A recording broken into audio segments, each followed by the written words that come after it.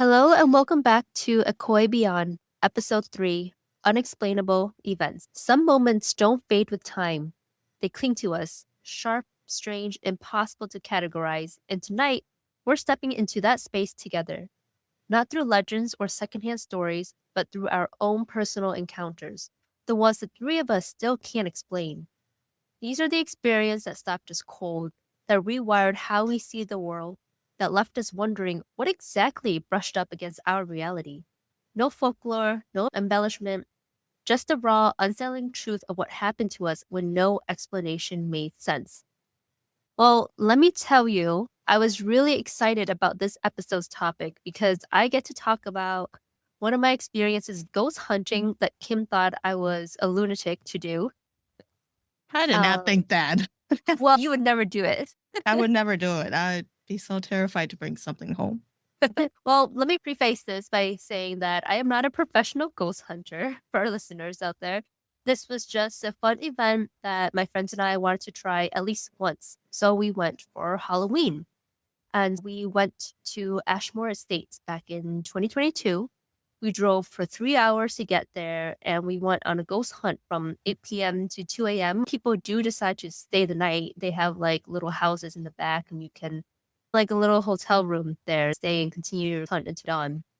And it was interesting when we got there because it was pitch black. It was in the middle of nowhere. It was so quiet and dark. You could see all the stars and there was like almost nothing around and houses were very far away. So very isolated area.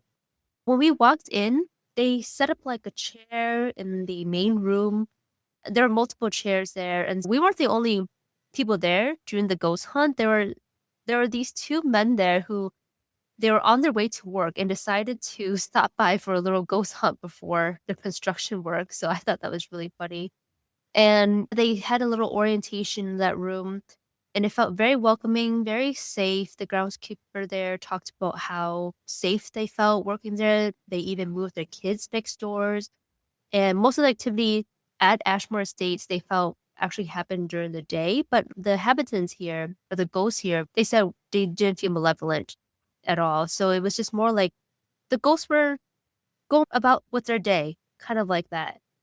And they even have kids come to investigate. So overall, it was a really cool first place to do a ghost hunt at.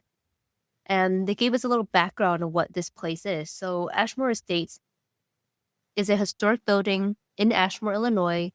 It was built back in 1916, so a really long history, as an almshouse, which is a charitable housing for the poor. It operated until 1959, and some people there did die on the farm, so they have a little small cemetery just north of the grounds there. And then Ashmore Estates bought the property in 1959, used that as a private care facility for people with mental or other disabilities, or even people who were just like the outcasts of society also lived there. And then after 5 years, the hospital closed down due to debt. And then it reopened in 1965 that changed its focus on a private facility to one that accepted patients from state mental institutions. And then that closed down in 1986 due to financial difficulties. And then 3 years later, there was an attempt to open Ashmore Estates again as a mental health facility for teenage boys.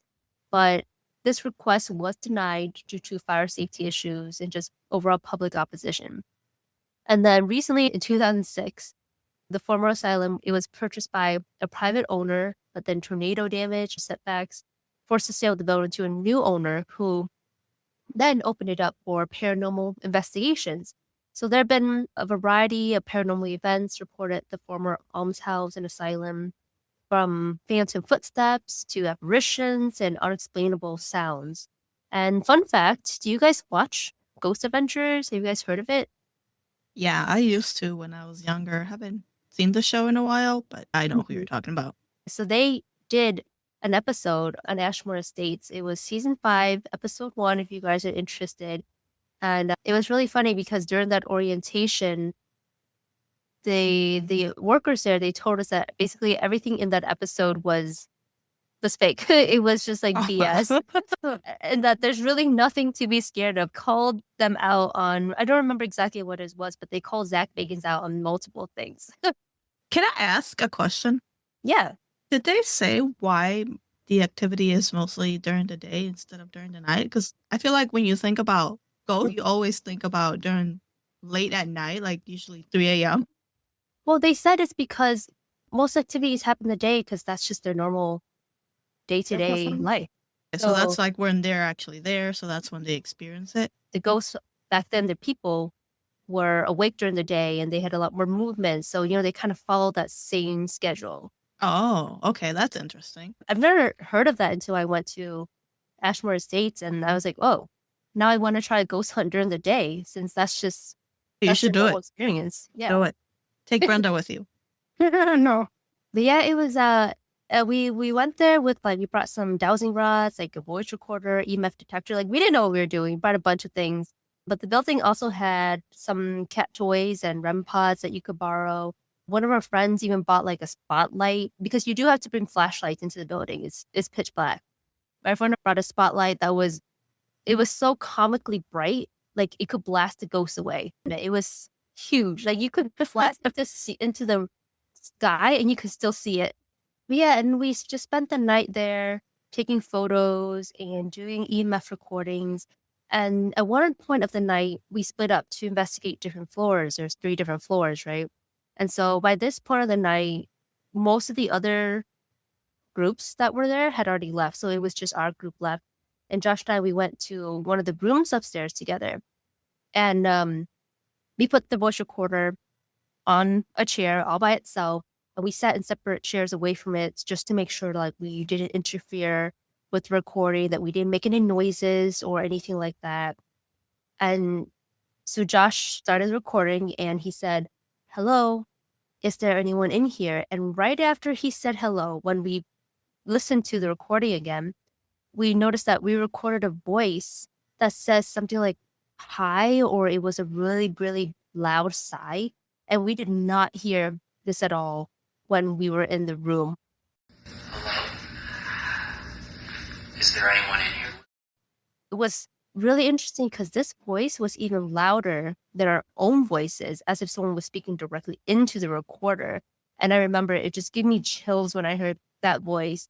This was the only piece of evidence that we got that entire night. We can't explain where that came from and why it was so much louder than our voice. And we actually asked one of the employees there, like, what do you think this says? And she thought, well, she thinks it's just saying hi. And she wasn't even fazed by the recording, as if this happens all the time.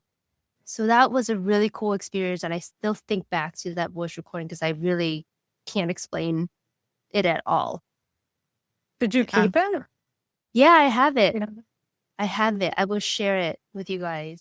Did you stay much longer after you heard that to see if you heard anything else, or did you run out? That was actually no.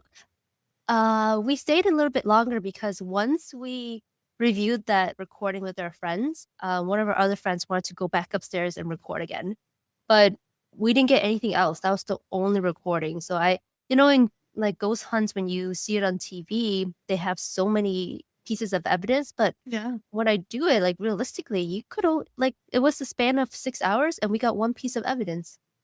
Maybe because Yeah. we're not professional, but it's that's I think a lot of TV shows definitely embellish things. Yeah. That's like our little trip down to Milwaukee. None of us got anything in those pictures. Oh my gosh, I know. They rushed us through that. They did, but I was pooping my pants the whole time. And I was thinking back with going there. I had holy water. Holy water. Was this another haunted tour? Yeah, maybe I should explain. Where did we go? I It was forgot. Al where we went. Capone's, one of his bars or house, right? Yeah, like a Okay. smokehouse, right? People go there and smoke. And back in the day, I Oh, thought, now too. oh Like yeah, people were smoking there. yeah, definitely smoking. And I think it's a bar now. They did sell cigars there. Now that I Mhm. remember, but back then, I think Al Capone did a lot of his business there, and there was prostitution on one of the upper floors too. Yeah, But yeah, we didn't get any evidence there. it was supposedly super haunted. Hmm I reviewed those pictures for days. So yeah, if you guys ever want to do a ghost hunt, let me know. I would love to go again and bring Kim with. We'll go during the day, so it's not as scary. You just said that the day is when there's the most activity. I am Point going at the day. That is so interesting though, because I feel like all my experiences with ghosts have been at night. Mm-hmm. And speaking of that, Kim, your turn. Thank you, Tian. So I'll get started with my segment, which I've called In the Hallway. And as I get through the story, you'll know why I called it that way. So I grew up spending winters in Mexico. Every other year, my parents would pack up the car and we'd disappear for 2 weeks into the warmth and the familiar rhythm of that town. It was always the same house, the same rooms, and the same quiet nights. Except for one year, something was different. I must have been 10, maybe even 11. I know I was old enough to remember every detail. And obviously, I still think about that night till this day because I still get chills just thinking about it. So we arrived like always, nothing strange, to the house. But on the second night, everything shifted. I was lying in bed when I heard it, a voice in the hallway, like someone standing right outside my door. Then it moved from one end of the hallway to the other, pacing, almost like it was searching. The voice didn't say anything except for one word. No. Not whispered, not shouted, just no. Over and over. The next night, it wasn't just one voice. There were more. Layered, moving, weaving around each other like they were circling the room. And every night after that, they multiplied. I'd lie there frozen, listening to them drift up and down the hallway, repeating the same word. No, no, no. Eventually, I couldn't take it. I asked my mom to sleep with me, which she actually didn't question it. Maybe she saw that I was very afraid, and she just stayed with me in the room. And here's actually the part that still makes my stomach drop. Whenever my brother would get up to use the bathroom, the voices would simply stop instantly, like someone had hit a switch. The first few times, they didn't come back at all for the rest of the night. So I'd lie there praying that my brother would wake up and just walk down the hallway to use the bathroom. But then even that stopped working. He'd come out and the voices would fall silently. And then 30 minutes later, they'd start again. Soft at first and then louder, moving, pacing, repeating the same word that felt less like a warning and more like a presence. By the last night, I was exhausted, and I think my mom must have been too from staying with me because I remember her walking through the hallway with a small bottle of holy water, sprinkling along the walls, the door frames, and the floors. She didn't say much, just moved slowly, like she already knew what she was doing. And that night, nothing. Silence, not a single voice. We went back to the house a few more times over the years, and it never happened again. Not once. As an adult, I've tried to look it up to see if anyone else has ever heard something like that, like voices that move and multiply and only say one word, but I've never found anything. No stories, no explanations, nothing that even comes close. Whatever those voices were, they stayed in the hallway, and they've stayed with me ever since. Oh my gosh. That's so creepy. And to think like no one else in your family has ever experienced anything like that either, right? Like just voices in general. They've never heard anything. No, not at the house. Even with these voices, nobody else heard them. It was just me. Was it like a male or female voice? Like, could you tell? Honestly, I couldn't. I feel like it was like a neutral voice. It didn't Uh-huh. really sound like a woman or a man. It was just saying no the whole time, and it was just multiple voices. Did you talk to anyone about it?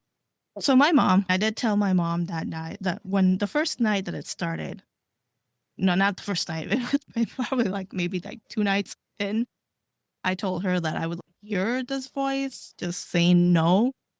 And she kind of looked at me and said, I don't hear anything. I hear it, and it always starts like around maybe 10 or 11 p.m. when I'm in bed already. It starts saying no, and it goes throughout the whole night until maybe 6 a.m. when it starts to get Oh. light out. Yeah, but I mean, she knew that I was hearing stuff, but she couldn't hear it. My dad couldn't hear it, and my brother couldn't hear it either. So, Mm. and we were the only ones in the house. It was just us. Do you think like, or does anyone else in your family have an experience where these paranormal events only happen like to the girls? I wonder if it's a gender thing. No, I don't think so. I think it's more, I would say, a gift, but I don't think of myself having that gift of seeing ghosts. I feel like it's more my brother, the one that's like the middle child, Okay. because he's able to see ghosts almost anywhere that he goes. And I know that my grandpa from my mom's side, he was very vulnerable. Is Mhm. that how you would say? To seeing ghosts anywhere he went. So maybe it's something that's in the family, but in that house, I haven't really experienced anything else besides maybe like a chair moving, but both my brother and I heard it Mhm. back then. But this has been that one event that nobody else heard except for me. And it's so creepy. I still think about it. I'm still kind of scared to go in that house sometimes and stay by myself. Mhm. I haven't heard anything ever since, but every time I go and I'm in bed, I remember this event. I think you do have a gift, Kim. You should come with me ghost hunting. I don't want to. I feel like I was more brave when I was a kid because I saw ghosts a lot. When we in our old house, I would see a woman getting up from my parents' bed, or I would see a woman walking down to the bathroom, or I would feel something sitting in the corner of my bed. Oh my Mm. God. I would definitely have more events when I was a kid, and now that I'm an adult, I haven't really experienced anything else. Did those events only happen in Mexico, or did you experience anything here? So those events that I'm telling you right now that happen here. Oh, okay. I have a lot of ghost stories that I could tell, but that'll be for another episode. Wow. Yeah. Pretty scary experiences. You hear my nervous laugh there because just like when you mentioned the chair being moved, I'm like, oh, The chair that would moving, freak that me was in out. Mexico. That would freak me out. Oh my gosh. That one was actually in Mexico, and it was in the same house of this event. But I did get like a lot of experience in my grandma's house in Mexico. But then the one with the woman walking to the bathroom or like sitting in the corner of my bed, that was here. Oh wow. Earlier, when you mentioned your brother, I'm thinking like that your brother would get up in the middle of the night to use the bathroom. Made me wonder, like, if he was somehow playing a joke on you, or I don't think so. How would he though? Because it was multiple voices, and it was during that time that you had to pay to use the internet. And when I was a kid during this time, there wasn't a lot of connection in Mexico, in my town. Now there's definitely like internet and everything. But back then, it was rare if you had internet or even like phone connection from the US. okay, yeah, well, I'm visiting you there. That's crazy. Like I've never experienced like seeing things, maybe hearing like that voice recording, but never like Mhm. seeing any apparitions like No? that. No, no. But my grandma she's very scared of ghosts. And I think my grandpa too, but maybe it's just like they're getting older, they're a little bit more superstitious. Like my grandpa, he would sometimes say he sees like shadows in the room as if like they're coming to take him, like he's Oh. gonna pass away. But I don't know what shadows you're talking about. Is it the lamp at the corner? I don't know. I've never seen anything like that. So that's so creepy to me. I've seen a shadow, and it was like when my dad passed away. And my nephew saw it too. I was taking him to the bathroom, and this shadow just came out of the hallway, and cans from the pantry just dropped with it as it passed. Oh no. Yeah, I've seen things. My gosh. Kim, you could do a whole episode I by could yourself, just of my whole experiences with yeah. ghosts. But anyway, enough of me. I'll pass it over to Brenda now. Thank you. Yeah, when you mentioned your mom walking up and down the halls with the holy water, it brought me back to memories with my grandmother doing the same when we were growing up in Guatemala. So my story is not as scary as, I would say, not as scary as what you shared earlier. What has always stuck with me, and even when we talk about this topic, is when I lived in Guatemala and there were nights that we would hear sounds like furniture, like being moved, just like across the roof. So over there in Central America, it's very common for a lot of houses to have flat roofs. And usually the houses are pretty close together where you can even go from roof to roof if you wanted to. So sometimes it sounded like there was literally somebody was dragging furniture across the roofs or footsteps. Obviously, we didn't have a second floor, so that didn't sound very possible that something like that was going on. And even if somebody was on top of the roof, they wouldn't be making that kind of noise, where you hear it sounds like they're dragging furniture and you hear scraping. And there was times that you would hear other noises and we thought maybe it was an animal, and we would go out and check and there was nothing. Anytime that some of those noises would come up, family members would say there's spirits or that maybe it's a family member visiting. And it was just an understanding amongst the family, and it just widely accepted, and it wasn't questioned. It was like, yeah, there's spirits in this house, and they're just letting us know that they're here. Sometimes it went beyond those sounds. There were moments where I recall the shower suddenly coming on, or sometimes just like faucets, all suddenly the water is running. And I never actually saw anything, but I have heard the noises. And I was there, where multiple of us were there when the water suddenly came on in the shower. I remember actually I was visiting at that point. I wasn't living there anymore. I was a teenager.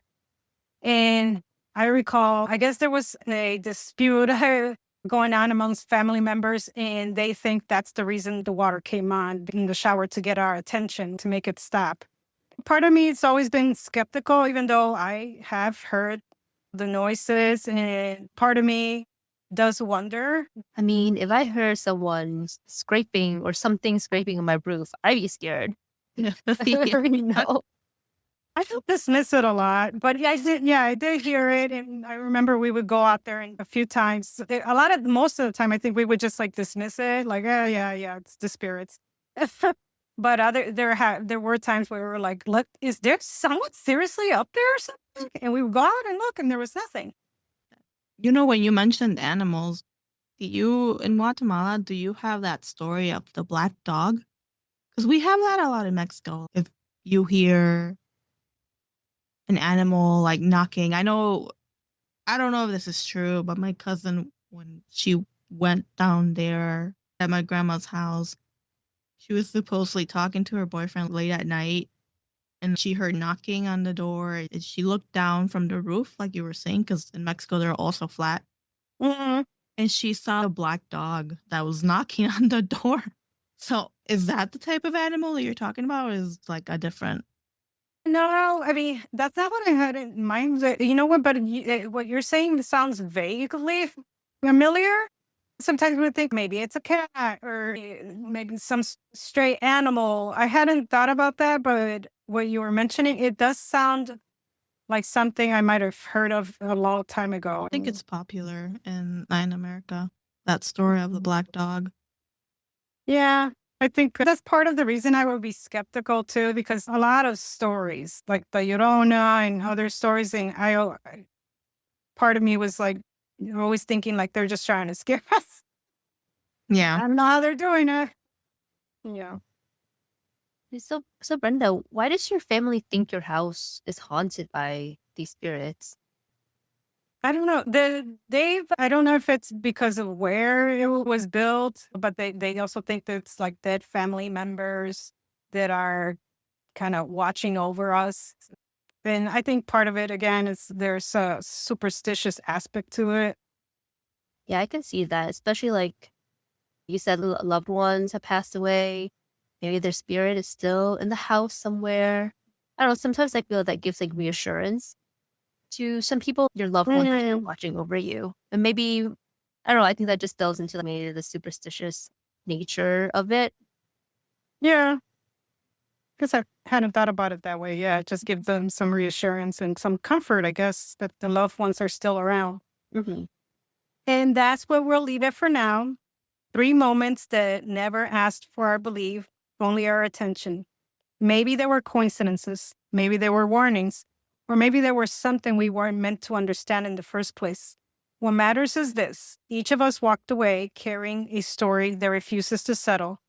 And if you ever had a moment like that, one that still sits back in the back of your mind, waiting, then you know that feeling. Stay with us. There's more to unravel, and that strange has a way of showing up when you least expect it.